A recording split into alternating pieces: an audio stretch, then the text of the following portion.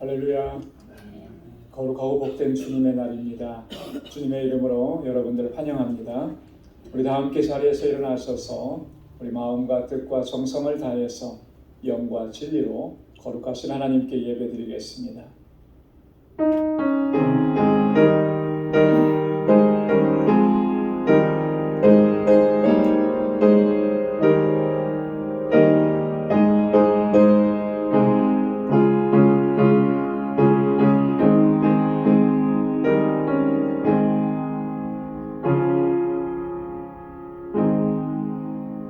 할렐루야. 우리 하나님께 찬양함이 선하며 찬송함이 아름답고 마땅하도다. 여호와께서 예루살렘을 세우시며 이스라엘에 흩어진 자를 모으시며 상심한 자를 고치시며 저희 상처를 싸매시는도다. 우리 주는 광대하시며 능력이 많으시며 그 지혜가 무궁하시도다. 감사함으로 여호와께 노래하며 수금으로 하나님께 찬양할지어다. 아멘. 거룩하시고 자비하신 여호와 하나님 아버지, 오늘도 주님 구별하시니 복되고 거룩한 날에 하나님의 보좌 앞으로 저희들을 인도해 주시고 여호와 하나님을 경배하고 찬양하고 예배케 하시니 감사합니다.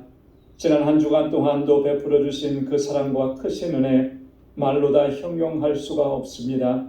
그 은혜의 감격을 가지고 주님을 예배하는 저희들 되게 하여 주옵소서.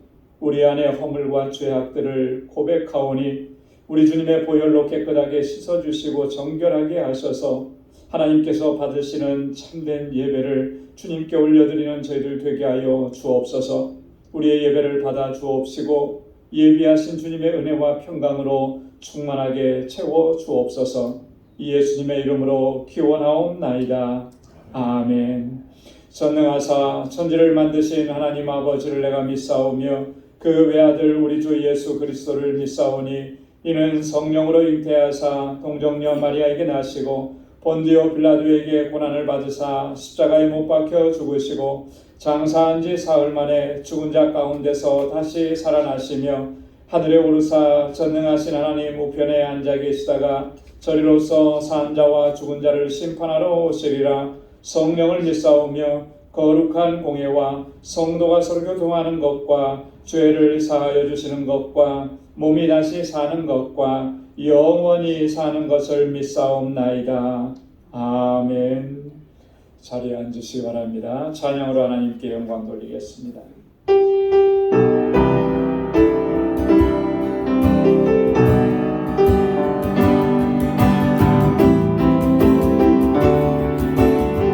주인 자신 그 사랑이 주인 자신 그 사랑이 내 생명보다 나으며 위로하시는 주 손길에 내 눈물보다 귀하다. 변함이 없는 주인데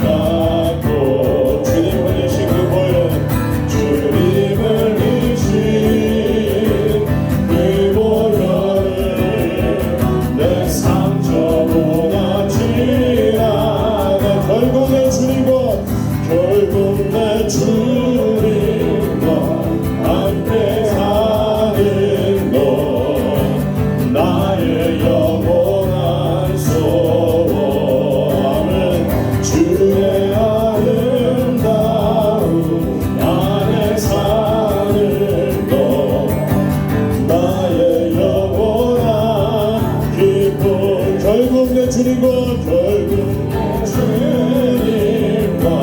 함께 사는 것 나의 영원한 소원 주의 아름다움 안에 사는 것 나의 영원한 기쁨 결국 내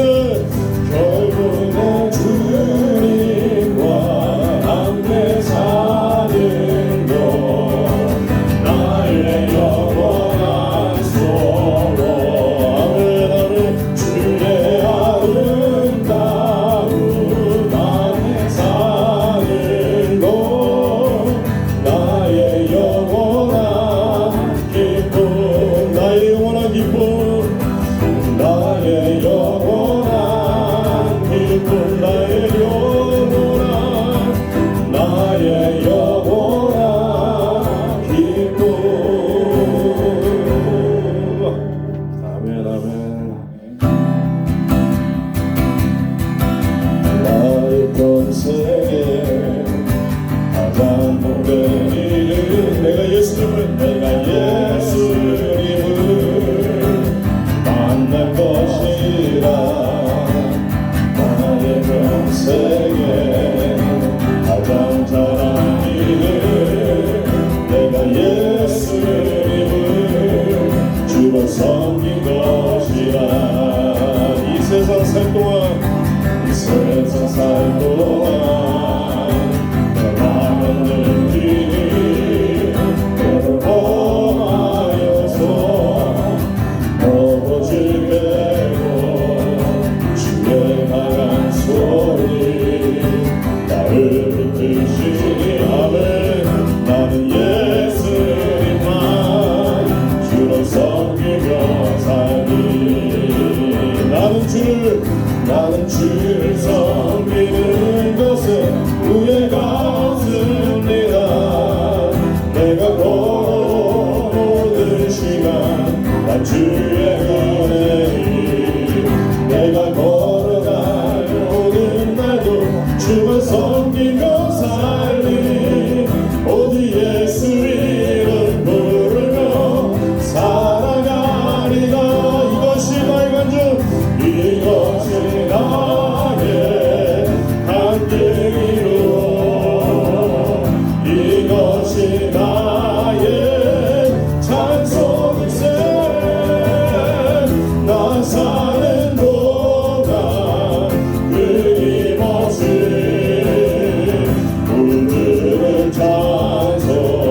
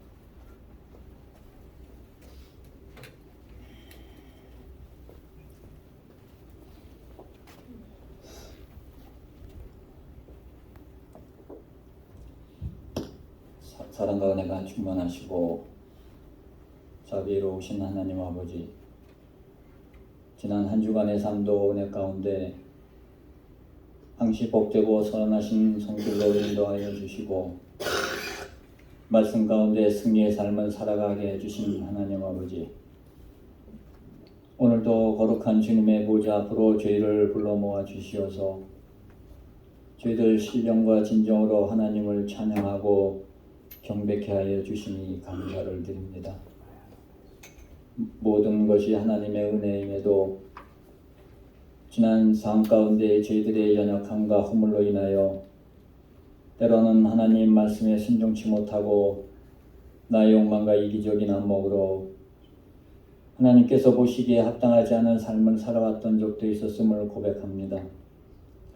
하나님 아버지, 저희들의 허물과 연약한 믿음을 긍휼히 여기사 주님의 보혈로 정결케 하여 주시옵시고 새롭게 하여 주시어서 오늘 주님의 보좌 앞으로 나아갈 때는 하나님 보시기에 합당하고 하나님 기뻐하시는 예배자로 바로 설 수 있도록 은혜 내려 주시옵소서. 자비하신 하나님 아버지, 24년 전에 이 땅에 진정한 구원의 방주로서 사명을 주시고자 하나님 뜻 가운데 세워주신 저희 방주재단을 한결같은 사랑과 은혜로서 함께하여 주심에 감사를 드립니다.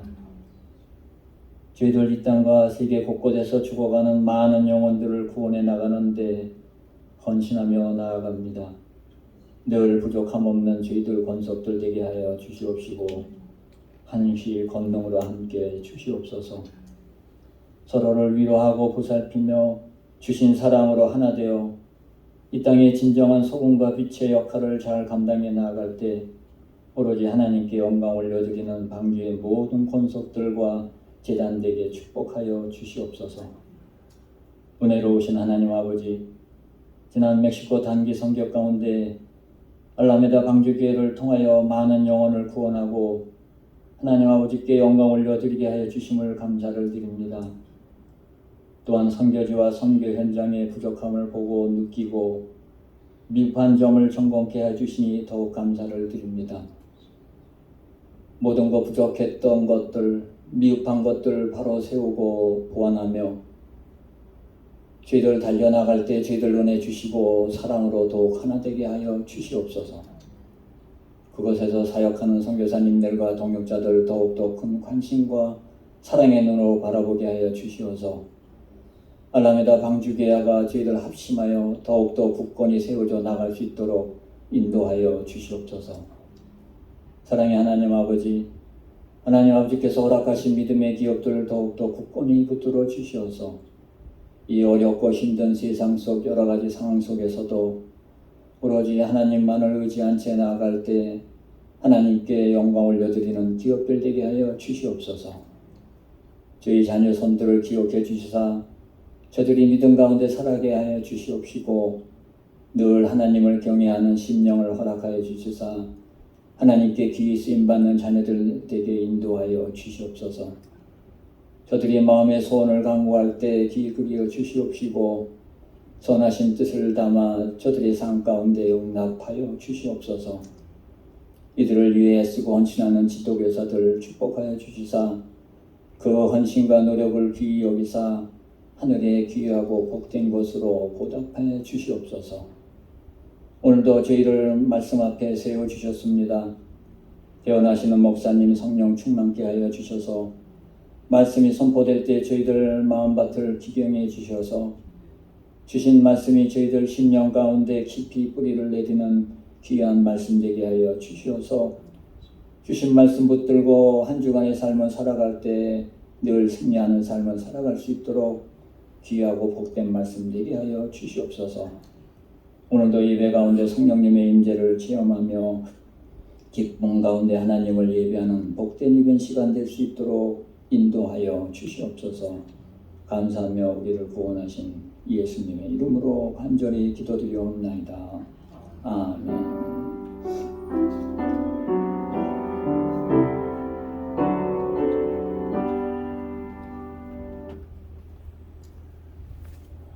오늘 이 시간 우리에게 주시는 하나님의 말씀입니다. 신약성경 베드로후서 1장 3절로 7절까지 말씀입니다. 베드로후서 1장 3절로 7절, 신약성경 384면에 있습니다. 말씀을 봉독하겠습니다. 그의 신기한 능력으로 생명과 경건에 속한 모든 것을 우리에게 주셨으니 이는 자기의 영광과 덕으로서 우리를 부르신 자를 알므로 말미암음이라. 이로써 보배롭고 지극히 큰 약속을 우리에게 주사 이 약속으로 말미암아 너희로 정욕을 인하여 세상에서 썩어질 것을 피하여 신의 성품에 참여하는 자가 되게 하려 하셨으니 이러므로 너희가 더욱 힘써 너희 믿음의 덕을, 덕의 지식을, 지식의 절제를, 절제의 인내를, 인내의 경건을, 경건의 형제 우애를, 형제 우애의 사랑을 공급하라. 아멘. 할렐루야. 아멘. 할렐루야. 아멘. 오늘 본문 말씀에서 사도 베드로는 매우 중요한 선언을 우리에게 하고 있습니다. 특별히 3절과 4절 말씀을 우리 다시 한번 한 목소리로 봉독해 보도록 하겠습니다. 3절 4절이요. 그의 신기한 능력으로 생명과 경건에 속한 모든 것을 우리에게 주셨으니 이는 자기의 영광과 덕으로서 우리를 부르신 자를 알므로 말미암음이라. 이로써 보배롭고 지극히 큰 약속을 우리에게 주사 이 약속으로 말미암아 너희로 정욕을 인하여 세상에서 썩어질 것을 피하여 신의 성품에 참여하는 자가 되게 하셨으니. 아멘. 이 말씀을 보면 바울이 지금 두 가지 중요한 선언을 하는데요. 첫째를 보면 생명과 경건에 속한 모든 것을 우리에게 주셨다, 이렇게 선언합니다. 생명과 경건에 속한 모든 것을 우리에게 주셨다. 이게 무엇을 말씀하는 것일까? 여기서 말하는 생명이라고 하는 것은 사실 예수 그리스도의 본성인 것입니다. 그리고 예수 그리스도로 말미암아 우리에게 주시는 생명, 곧 영생을 의미하는 것이죠. 그래서 요한은 예수님을 소개할 때 예수님이 생명이시다라고 말씀을 했고요. 또 예수님 자신도 자신에 대해서 말씀하실 때 그렇게 말씀하신 거예요. 요한복음 1장 4절에 보면 그 안에 생명이 있으니 이 생명은 사람들의 빛이라 이렇게 선언합니다. 그 안에, 예수 그리스도 안에 뭐가 있다고 그랬냐면 생명이 있다, 그렇게 말씀합니다. 요한복음 14장 6절에도 보면 내가 곧 길이요 진리요 생명이니 나로 말미암지 않고는 아버지께로 올 자가 없느니라. 우리가 너무나 잘 아는 말씀이죠. 내가 곧 길이요 진리요 생명이다. 이 생명은 우리가 지금 숨을 쉬고 살아가는 이 생명을 의미하는 것이 아니고 영원한 생명이죠. 영생입니다. 그렇기 때문에 예수님으로 말미암지 않고는, 이 생명으로 말미암지 않고는 아버지께로 올 수가 없다, 그렇게 단언하시고 선언하신 거죠. 경건이라고 하는 말은요, 이런 의미를 가지고 있습니다. 이 경건이라고 하는 말은 원래 원어적인 의미를 보면 두 가지 단어가, 두 가지 뜻이 합쳐진 말이에요. 좋다라고 하는 말, 가치가 있다라고 하는 말과 예배를 드린다라고 하는 말이 합쳐진 말입니다. 그래서 가치 있는 예배, 정말 좋은 예배, 하나님께서 받으시기에 합당한 예배를 올려드리는 것, 그걸 경건이라 이렇게 표현을 하는 것. 자, 그러니까 생명과 경건에 속한 모든 것을 우리에게 주셨다라고 하는 말씀은 이런 의미가 되는 것입니다.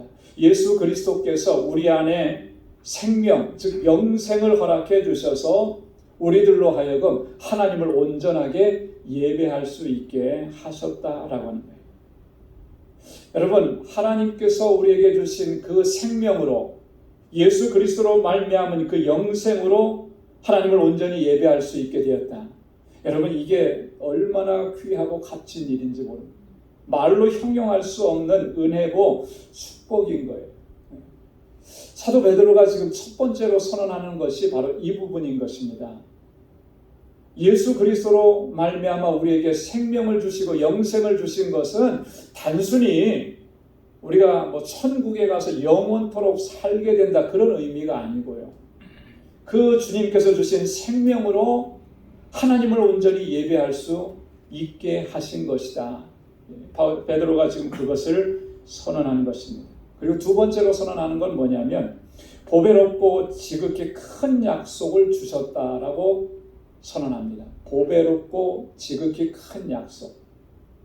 여러분, 그 보배롭고 지극히 큰 약속이 뭐겠습니까? 베드로는 여기서 아주 구체적으로 그것이 뭐라고 이야기하지는 않아요. 하지만 그 보배롭고 지극히 큰 약속으로 말미암아 우리에게 이루어질 나타날 그 위대한 일들을 설명을 해줍니다. 두 가지로 설명을 해주는데 그게 첫 번째가 뭐냐면 정욕을 인해서 세상에서 썩어질 것들을 피하게 하신다라고 합니다. 세상에 썩어진 것들을 추구하지 않게 하시고 세상에 더럽고 추하고 악하고 죄악된 것들을 그것을 피하게 하신다라고 하는 거예요. 다른 말로 얘기하면 우리로 하여금 하나님을 닮은 거룩한 백성으로서 거룩한 삶을 살아가게 하신다라. 이 보배로운 약속, 이 지극히 큰 약속으로 말미암아 우리가 이 세상에서 나를 더럽히지 아니하고 나를 더럽히게 하는 것들로 그 악하고 추한 것들을 피하면서 살아갈 수 있도록 우리에게 그렇게 역사하신다라고 하는 거예요. 두 번째는 뭐냐면 신의 성품에 참여하는 자가 되게 하신다.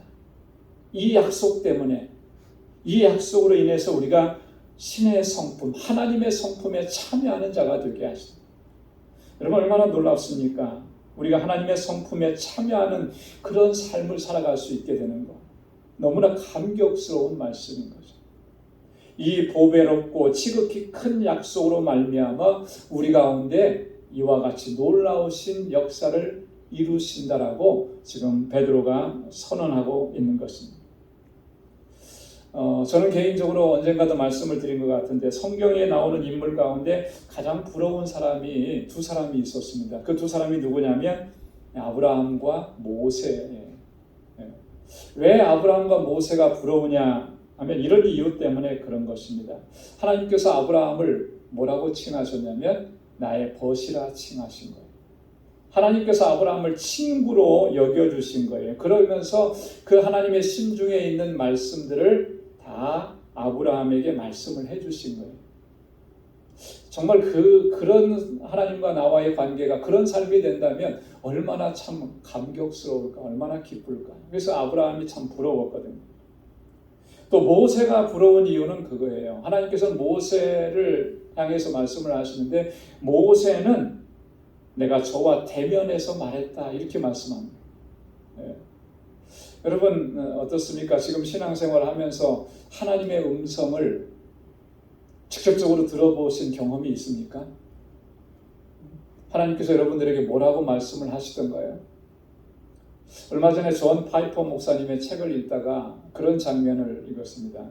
그 존 파이퍼 목사님은 여러분 다 너무나 잘 아는 정말 귀한 사역을 하시는 목사님이잖아요. 이제 그분이 코로나 바이러스와 하나님이라는 그런 책을 간단한 책을 썼는데 거기에 앞부분에 보면 그런 얘기, 전립선 암에 걸려 있었을 때 병원에 가서 이제 진단을 받고 어떻게 치료해야 된다라고 그렇게 하는 과정 속에 그 하나님의 음성을 들은 이야기를 하는 거예요. 근데 참 놀랐습니다. 이분이 뭐라고 얘기하냐면 나는 한 번도 직접적으로 하나님의 음성을 들어본 적이 없습니다. 하나님께서 나에게 직접적으로 말씀해 주시는 그 음성을 들어본 적이 없다고 그래요. 그 정도 목사님이면은 지금 하나님이 직접적으로 말씀하시는 음성을 수도 없이 많이 들었을 것 같은데, 그리고 또 이렇게 고백하는 것이 어떻게 보면 목회자로서 굉장히 자기의 약한 부분을 드러내는 것 같은데 당당하게 그렇게 말씀하시더라고요. 그런데 그 다음에 이어서 하시는 말씀이 정말 우리가 새겨들어야 될 말씀이더라고요. 그게 뭐냐면 이런 거예요. 저는 하나님의 음성을, 하나님의 말씀을 통해서 매일매일 듣습니다. 오늘 우리에게 주시는 이 성경은 하나님께서 지금도 여전히 모세와 대면하면서 말씀하셨던 그 말씀들을 우리의 귀에 들려주시는 하나님의 음성이라고 하는 거예요. 근데 그 하나님의 음성을 우리가 그렇게 하나님께서 우리에게 음성을 들려주시는데 그 음성에는 귀를 기울이지 않고 자꾸 물리적으로 현실적으로 지금 나에게 초자연적으로 들려주시는 그 음성에만 귀를 기울이려고 하는 것이 어떻게 보면 우리의 잘못된 모습이 아니겠느냐라고. 여러분, 그래도 이 모세가 하나님께서 모세와 대면해서 말씀을 해주셨다는 것이 참 굉장히 부러웠거든요. 부러웠어요. 오늘 베드로의 표현대로라고 하면 이분들이 바로 신의 성품에 참여하는 자가 아니었겠느냐. 그런데요, 이 본문의 말씀을 묵상하면서 이분들에 대한 부러움이 좀 가셔졌습니다. 왜냐하면 오늘 베드로가 선언하고 있는 모습을 보면 이렇게 말씀하잖아요. 오늘 우리에게도 신의 성품에 참여하는 자가 되게 하신다는 이 보배로운, 이 지극히 큰 약속을 우리에게도 주고 계시기 때문에 그런 거예요. 이게 지금 다른 사람에게 준 말씀이 아니라 바로 오늘 나에게 주신 약속이라고 하는 거예요. 너희도 신의 성품에 참여하는 자가 되게 하셨다라고 하는 이 약속이라고 하는 것이죠. 여러분, 근데 중요한 것은요, 오늘 사도 베드로가 이렇게 이 약속을 주셨다라고 하면서 말씀을 끝내지 않는다라고 하는 겁니다. 오늘 베드로는 우리들로 하여금 신의 성품에 참여하는 자가 되게 하신 이 하나님의 뜻을 선포하면서 이어서 이렇게 말씀합니다. 다음과 같은 것들을 힘써야 한다라고. 그게 5절부터 7절에 있는 말씀. 우리 5절부터 7절까지 말씀도 우리 한번 한 목소리로 같이 봉독하겠습니다.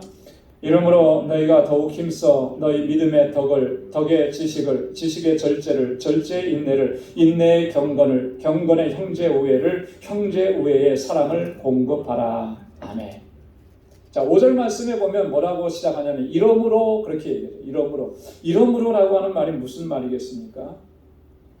하나님께서 우리에게 보배롭고 큰 약속을 허락해 주셔서 우리로 하여금 정욕으로 인해서 세상에 썩어질 것들을 피하게 하시고 신의 성품에 참여하는 자가 되게 하셨으니 라고 하는 말이에요. 자, 그러니 어떻게 하라는 거예요? 다음과 같은 내용들을 힘써야 한다. 믿음의 덕의 지식을, 지식의 절제를, 절제의 인내를, 인내의 경건을, 경건의 형제 우애를, 형제 우애의 사랑을 공급하기를 힘써야 한다라고 하는 것이죠. 그러면 이게 오늘 우리에게 굉장히 중요한 말씀인 거죠. 여러분, 어떤 생명체도 우리 주변에, 우리 사람도 다 생명체고, 동물들도 다 생명체고, 우리 주변에 보이는 자연의 식물도 다 생명체입니다. 어떤 생명체도 저절로 자라는 것은 없습니다. 그렇잖아요? 그것이 잘 자라게 하기 위해서 필요한 영양분이 제대로 공급이 되어야만, 그러면 잘 자랄 수 있습니다. 집집마다 집 앞에 다 보면 잔디가 있는데요. 여름에 비가 안 오면 그 잔디가 어떻게 됩니까? 다 누렇게 죽어가는 거예요. 물이 부족하니까 그런 거거든요. 근데 비가 잘 내리고 물이 공급이 되면 그 잔디는 정말 파릇파릇하게 정말 그렇게 잘 자라잖아요. 여러분, 어린 자녀들을 양육할 때 부모님들 어땠습니까? 우리 자녀들에게 정말 좋은 것으로 먹이고 또 좋은 것으로 입히려고 얼마나 노력을 합니까? 정말 좋은 것을 제공해 주려고 최선을 다하는 거잖아요. 그랬기 때문에 우리 자녀들이 건강하게, 지혜롭게, 씩씩하게 잘 자랄 수 있는 거죠. 이런 부분에 결핍이 생기면 건강하게 자랄 수가 없는 거예요. 마찬가지입니다. 우리가 신의 성품에 참여하는 자가 되는 것도 저절로 되는 것이 아니라는 것이죠.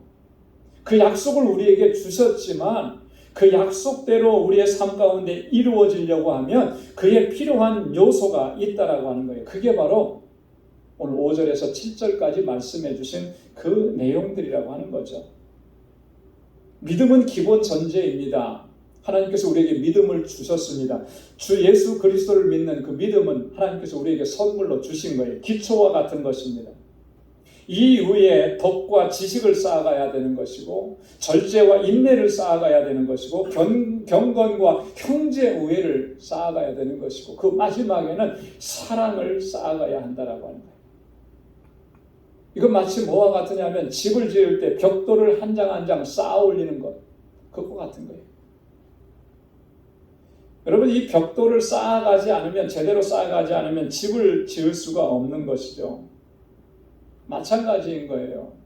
하나님께서 우리에게 아무리 그런 약속을 주셨다 할지라도 우리의 삶 속에서 이렇게 신의 성품에 참여하도록 하시는 그 요소들을 우리가 쌓아가지 않으면 여러분, 우리는 그리스도의 장성한 분량에까지 자라갈 수가 없는 거예요. 결코 신의 성품에 참여하는 자가 될 수가 없는 것들이에요. 그래서 지금 베드로가 얘기하는 이 7가지 덕목은 너무나 중요한 것입니다. 그리고 우리가 이 땅에서 사는 동안에 믿음으로 살아갈 때 이것을 하나하나 쌓아가기를 힘써야 하는 것입니다. 그래야 할 때 신의 성품에 참여하는 자가 되는 그 은총을 누리게 될 줄로 믿습니다. 오늘 이 시간에는 지금 베드로가 말씀하고 있는 이 모든 덕목들 가운데 최종적으로 말씀해주고 있는 이 사랑에 대해서 우리가 한번 같이 생각을 해보려고 하는 거예요. 사도 바울은 골로새서 3장 12절로 14절에서 우리들에게 이렇게 권고했었습니다. 우리 한번 같이 읽어보도록 하겠습니다. 그러므로 너희는 하나님의 택하신 거룩하고 사랑하신 자처럼 긍휼과 자비와 겸손과 온유와 오래 참음을 옷 입고 누가 네게 혐의가 있거든 서로 용납하여 피차 용서하되 주께서 너희를 용서하신 것과 같이 너희도 그리하고 이 모든 것 위에 사랑을 더하라. 이는 온전하게 매는 띠니라. 아멘. 여러분 한번 따라서 해보시기 바랍니다. 이 모든 것 위에 사랑을 더하라. 할렐루야. 긍휼과 자비와 겸손과 온유와 오래 참음으로 옷 입고 그리스도께서 너희를 용서해 주신 것 같이 너희도 서로 용납하고 용서하고 그걸로 끝나는 것이 아니라 그 위에 사랑을 더하라 했습니다. 사랑은 이 모든 것을 온전하게 매는 띠라 그랬습니다. 온전하게 해준다라고. 사랑이 모든 것을 온전하게 묶어준다라고 하는 거예요. 그래서 이 사랑을 더하지 않으면 그 모든 수고가 헛될 수 있다라고 하는 의미도 담고 있다라고 하는 거예요. 여러분 우리가 이 사실을 항상 기억하면서 신앙생활 믿음의 길을 걸어가야 할 줄로 믿습니다. 여러분 교회를 가리켜서 어떤 공동체라고 흔히들 말하나요? 교회는 사랑의 공동체다 이런 말을 많이 하죠. 사랑의 공동체. 왜 그렇게 말을 하냐면은 하나님의 사랑과 하나님의 은혜를 받은 사람들이 이 공동체를 이룬 곳이 바로 교회이기 때문에 그런 것입니다. 예수 그리스도를 믿고 구원받고 하나님의 자녀가 되었고 그래서 우리는 다 같이 고백합니다. 우리가 사랑으로 하나가 되었다.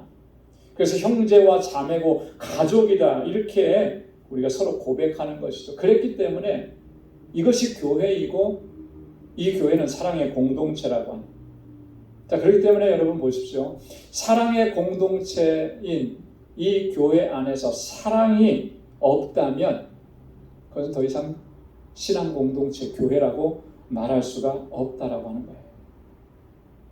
이건 굉장히 중요한 내용입니다. 요한복음 13장 35절에서 예수님께서 제자들에게 이렇게 말씀을 하셨습니다. 너희가 서로 사랑하면 이로써 모든 사람이 너희가 내 제자인 줄 알리라.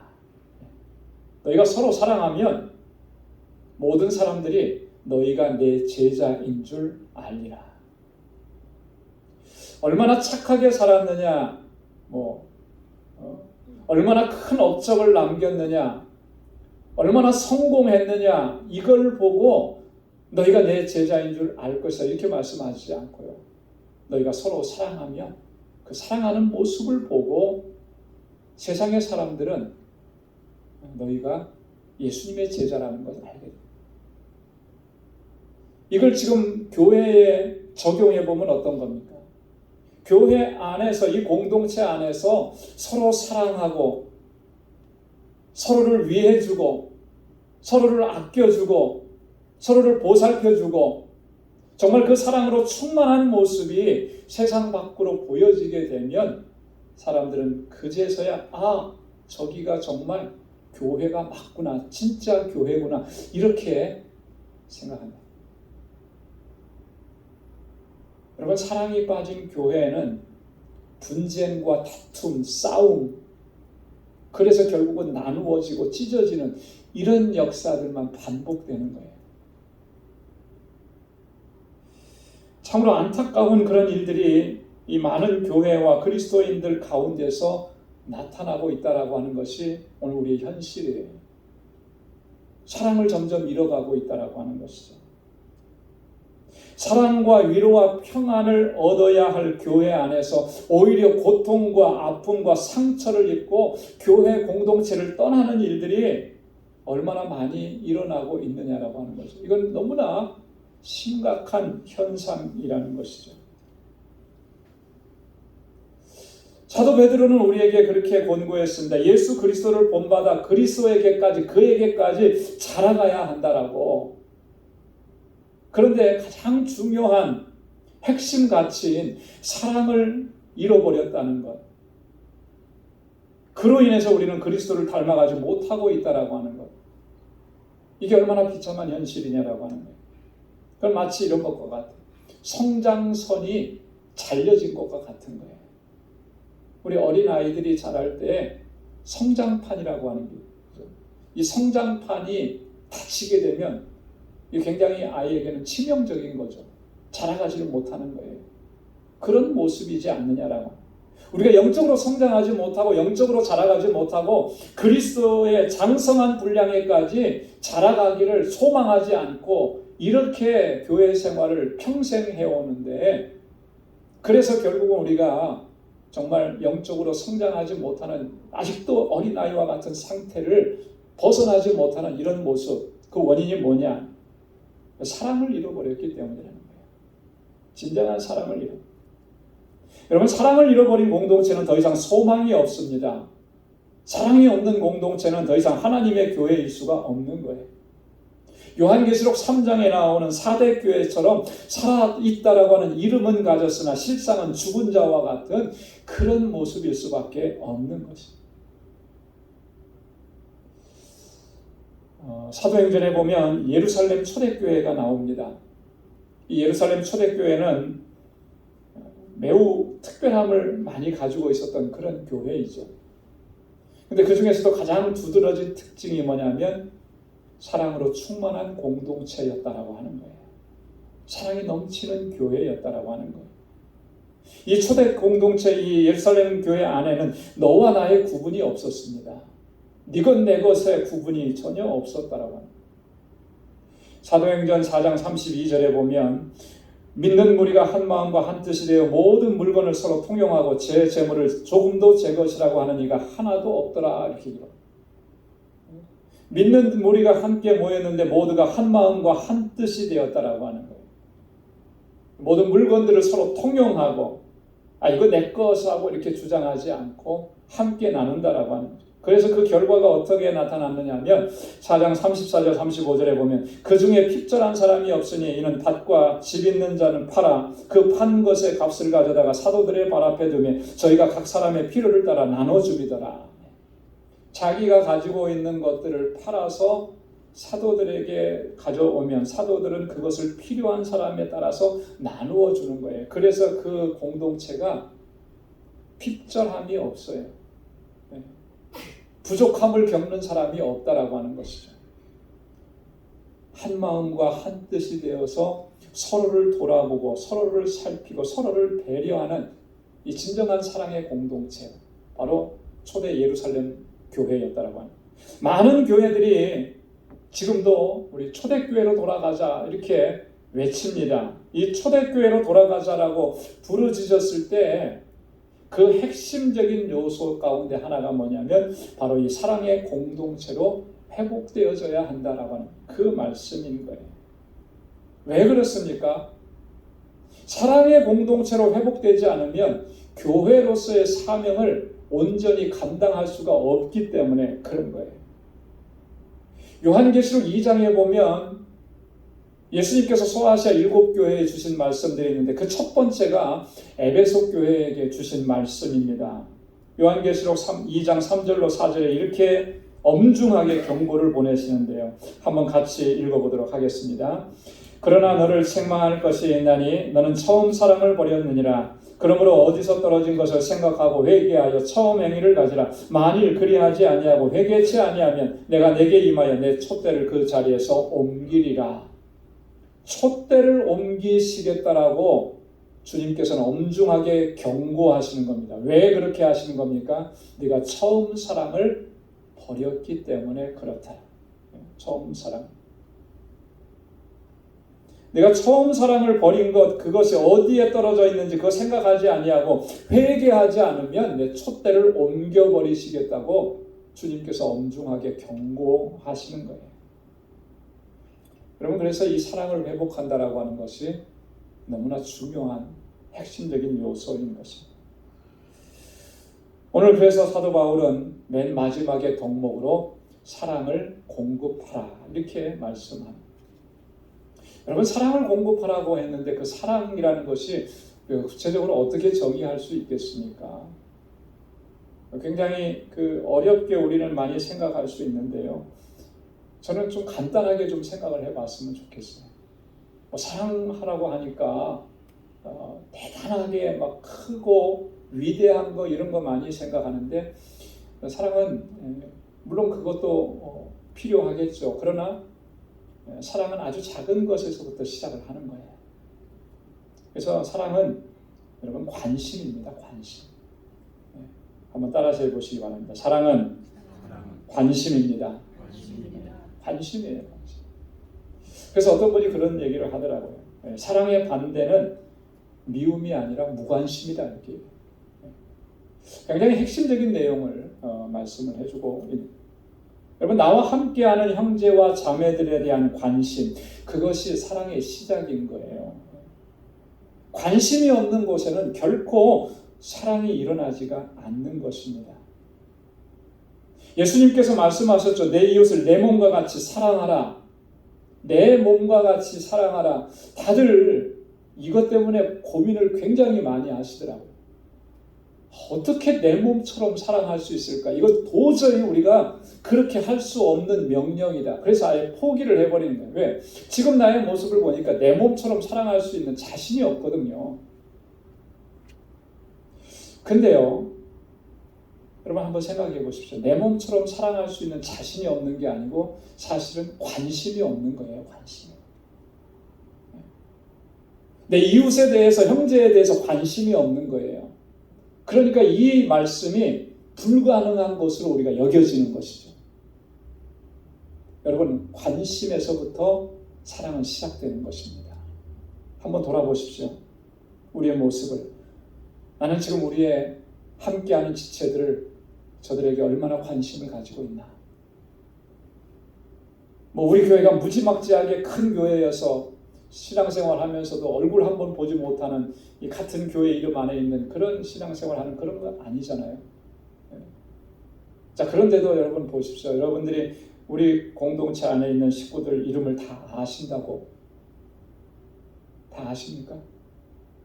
제가 깜짝 놀랐어요. 함께 신앙생활한 지 10년, 15년이나 됐는데도 이름을 모르시더라고요.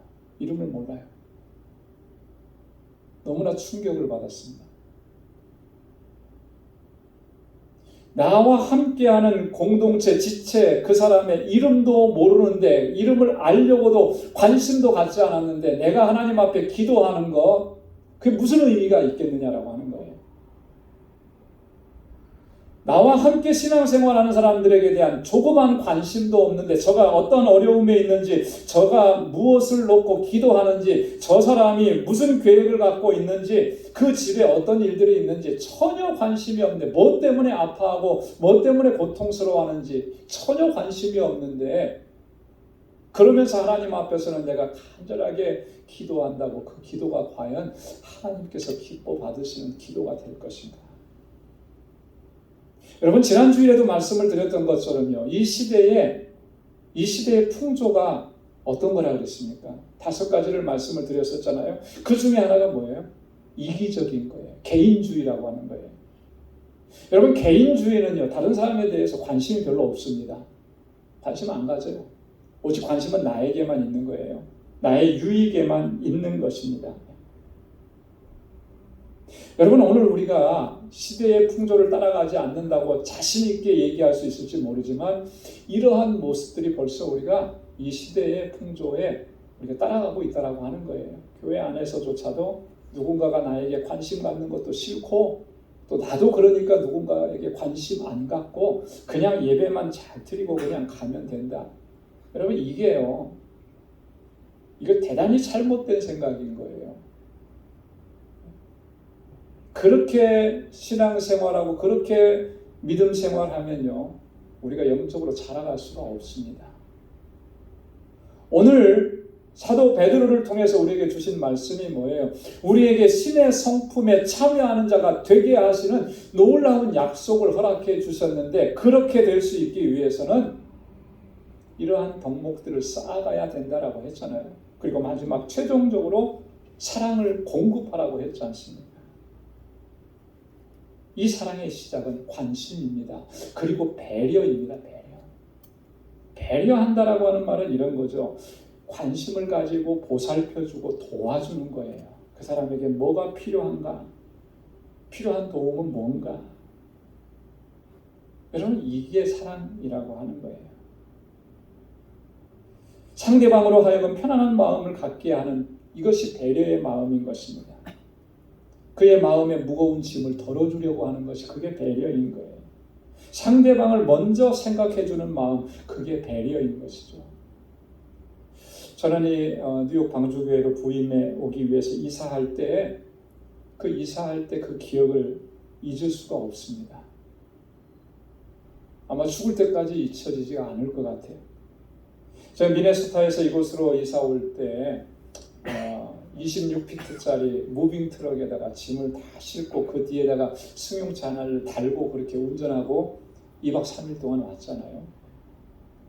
그렇게 혼자 운전하고 와야 되는 그런 여정인데, 그 미네소타 교회 장로님, 그분도 강장로님이신데 그 장로님께서 선뜻 나서서 2박 3일 동안 동행을 해주셔서 안전하게 여기까지 왔어요.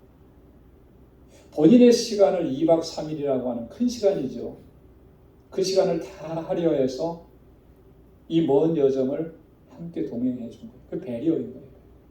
미국 생활 얼마 하지 못한 이 풋내기 목사가 뉴욕으로 간다는데 걱정이 되니까 다른 거 다 팽개치고 함께 해준 거죠. 그게 배려예요. 그 배려 덕분에 안전하게 여기까지 올 수 있었던 거죠.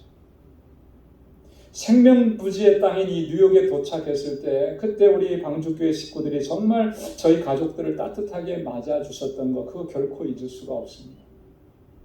그때 우리 방주교회 형편은 정말 말로 할 수가 없었고요. 우리 방주교회 성도들의 그 마음, 심령은 찢기고 상한 그런 심령이었는데 새로운 목사가 온다고 하니까 얼마나 정말 따뜻하게 그렇게 맞아주시고 채워주시고 잊을 수가 없어요. 그게 배려인 거예요. 지금까지 목회하면서 정말 지금까지 이렇게 목회를 이곳에서 해올 수 있었던 것도 그 사랑과 그 배려가 있었기 때문에 저는 지금까지 목회할 수 있었다라고 생각을 합니다. 너무나 감사하고 일일이 다 그것을 열거할 수가 없을 정도예요. 그런 배려, 그런 사랑을 받고 목회자도 든든하게 서서 목회를 감당할 수가 있는 거예요. 중요한 거 하나가 있습니다. 여러분, 이런 배려와 이런 사랑이 담임 목사이기 때문에 담임 목사에게만 주어지는 것이라면 이건 아니라는 것이죠. 누구에게나 다 우리가 동일해야 하는 것입니다. 어린아이든지 어른이든지 이 교회에 오래도록 함께 신앙생활한 사람이든지 아니 지금 등록한 지 얼마 안 된 사람이든지 동일해야 하는 것입니다. 그게 우리가 회복해야 될 사랑의 모습인 것이죠. 이런 배려가 있고 이런 관심이 있는 것, 이게 사랑인 거예요. 이 사랑을 쌓아가라는 것이죠. 이 사랑을 쌓아갈 때 우리 공동체가 진정한 사랑의 공동체가 되고 우리 한 사람 한 사람은 모두가 다 신의 성품에 참여하는 은혜를 누리게 될 줄로 믿습니다. 기도하겠습니다. 하나님 아버지 감사합니다. 주님의 사랑과 은혜 너무나 고맙고 말로 다 형용할 수가 없습니다. 그 사랑 안에서 살아가는 저희들, 이제는 우리가 주님께로부터 그 사랑을 받았으니 그 사랑 안에서 행하라고, 내가 너희를 사랑한 것 같이 너희도 서로 사랑하라고 주님 우리에게 말씀하시고 또 명령하셨습니다. 하나님 이 말씀을 항상 기억할 수 있도록 도와주시고 아버지 하나님 그 사랑 안에서 행하는 저희들이 되게 하여 주옵소서. 우리 사랑하는 지체들의 관심을 갖게 하시고 배려하게 하시고 나누게 하시고 그래서 함께 사랑의 공동체를 세워가게 하시고 우리 모두가 다 신의 성품에 참여하는 복을 누릴 수 있도록 은혜 허락하여 주옵소서. 예수님의 이름으로 기도드리옵나이다. 아멘. 찬송 278장 부르시면서 준비하신 예물을 하나님께 드리겠습니다.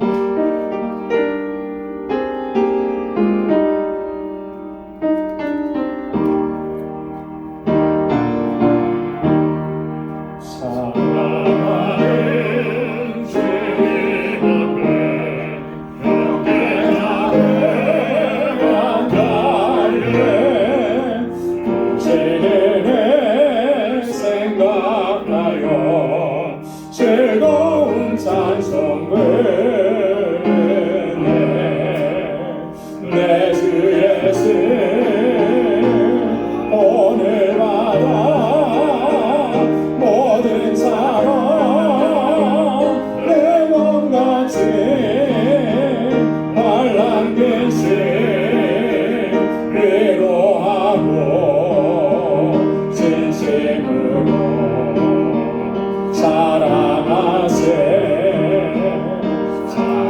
사랑하는 주님 앞에 온갖稱颂 다 바쳐서 괴로우나 즐거우나 주님만 힘써서 우리 주님 거룩한 손 제자들을 받으시소 남 섬기는 종의 도를 몸서에 보이셨네. 사랑하는 주님 예수 같은 주로 섬기나니 함께 바란 몸이를 형제여 친구들이여 한 몸같이 진리하고 마음조차 하나 되어 우리 주님 크신 뜻을 지성으로 준행하세.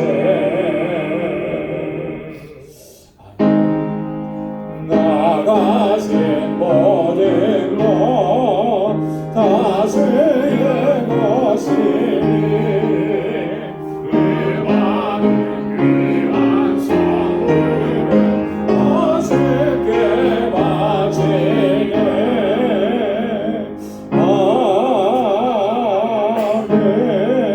아멘.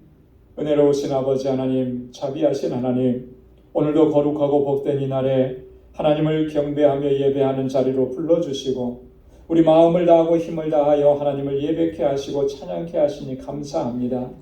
나를 향하신 하나님의 사랑과 그 크신 은혜를 항상 기억하며 늘 주님을 경배하고 하나님 찾으시는 예배자로 이 세상 속 삶을 살아가는 저희들 되게 하여 주옵소서. 모든 것이 하나님의 은혜인 것을 이 시간 깨닫고 감사하며 하나님 우리에게 허락해 주신 물질을 구별하여 아버지 앞에 감사의 예물로 올려드립니다. 하나님 늘 감사하며 사는 삶이 되게 하시고 아버지 하나님 불평과 원망이 우리의 삶 속에 자리 잡지 못하게 하시고 늘 기쁨으로 살아가는 저희의 삶이 되도록 인도해 주옵소서. 11조의 예물을 구별하여 드리고 또한 주님 앞에 다시금 결단합니다. 나의 주, 나의 왕 되신 아버지의 뜻대로 순종하며 살아가기를 원하오니 주님 우리를 붙잡아 주시고 하나님의 뜻대로 쓰임받는 주의 종들이 다 되게 하여 주옵소서. 선교의 예물을 구별하여 주님 앞에 올려드리며 아버지 하나님 주님께서 찾으시는 영혼을 향하여 주님의 증인된 삶을 살아가기 위해 결단하고 다짐하는 사랑하는 주의 종들을 기억해 주옵소서. 아버지 하나님 세계 곳곳에서 복음을 증거하는 사랑하는 주의 종들에게 능력과 권능을 덧입혀 주시고 아버지 하나님 생명의 역사가 풍성하게 일어나는 놀라우신 주님의 역사의 현장을 목도할 수 있는 은혜도 저희에게 허락하여 주옵소서.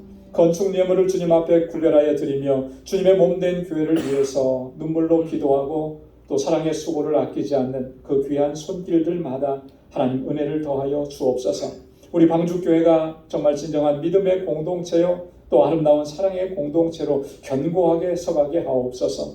아버지 하나님 이 안에서 서로 사랑하고 서로 배려하고 서로 관심을 가지고 서로 나누면서 아버지 그 아픔과 고통을 함께 싸매어주며 함께 기도하며 나아갈 때 하나님 이 사랑의 모습이 세상으로 증거되게 하시고 아버지 주님의 사랑이 전해지는 놀라운 역사가 있게 하여 주옵소서. 아버지 하나님 주님 우리에게 허락해 주신 물질을 구별하여서 구제의 예물로 주님 앞에 올려드립니다. 하나님 이 예물이 쓰여지는 곳에 하나님의 사랑이 전해지게 하시고 우리의 이웃과 형편들 가운데 궁핍함이 없도록 하나님의 귀한 도구로 사용되어질 수 있도록 인도해 주옵소서.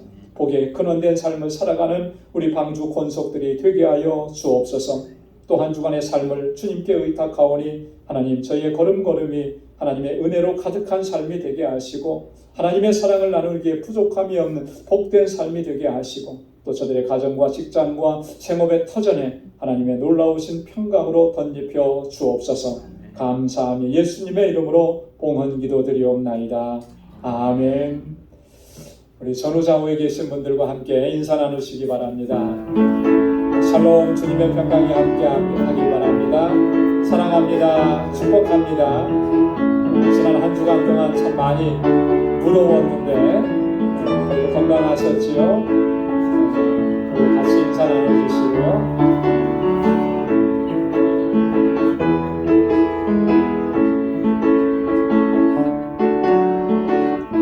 하나님의 은혜와 평강이 여러분들의 삶 속에 또 가정에 행하시는 모든 일 가운데 늘 충만하게 넘쳐나기를 바랍니다. 감사합니다. 교회 소식 전해드리겠습니다. 7, 8월은 참 무덥습니다. 지난 한 주간 참 많이 더웠어요. 그래서 다들 고생하시고 또 5, 6월에 또 날씨 관계로 또 감기, 몸살 걸리고 참 몸과 마음이 참 피곤해지는 이런 때이고 또 느슨해지는 이런 때입니다. 이럴 때일수록 우리가 더욱 그 영적으로 해이해지지 않도록 말씀 묵상과 기도 생활에 또 전념하시기를 바랍니다. 그리고 우리의 삶의 현장 속에서는 다 우리 하나님의 자녀들이잖아요. 빛의 자녀들입니다. 이 우리의 정체성을 결코 놓쳐서는 안 될 줄 압니다. 그래서 우리가 살아가는 삶 속에서 사실은 예수 믿으세요라고 말하지 않아도 우리가 말하는 말이나 행동 그 하나하나가 사실은 전도지의 역할을 하는 거예요. 그래서 우리가 어떻게 살아가는지가 세상 속에 주님을 증거하는 전도지이다 생각하고 하나님의 자녀다움과 또 복에 근원된 삶을 견지할 수 있는 우리 모두가 되기를 바랍니다. 우리 2부 예배 직후에 바로 본당에서 상반기 재정보고를 위한 재직회가 있습니다. 재직들께서는 다 남아주시고요. 피택자 교육 오늘부터 다시 시작합니다. 우리 피택자들 다 참여해 주시기 바랍니다. 다음 주일에 성찬 예식이 있습니다. 한 주간 동안 기도로 준비해 주시고요.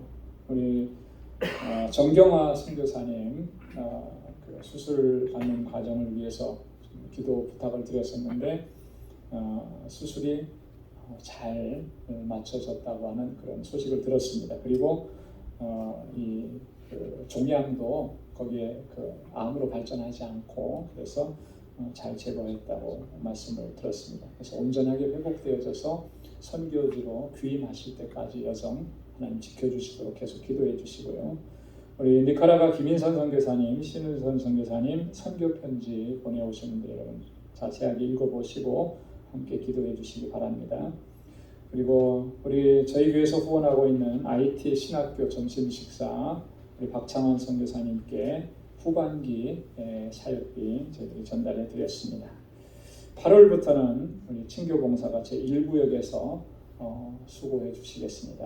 다 함께 자리에서 일어나셔서 470장 1절 보시겠습니다.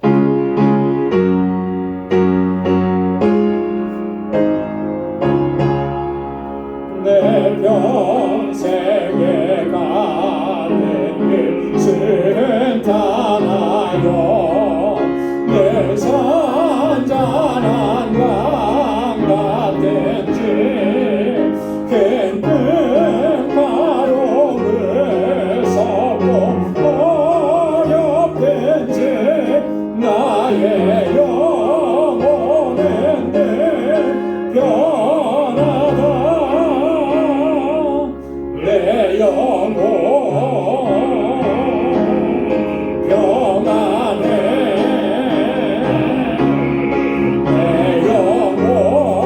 내 영혼 평안해. 아멘.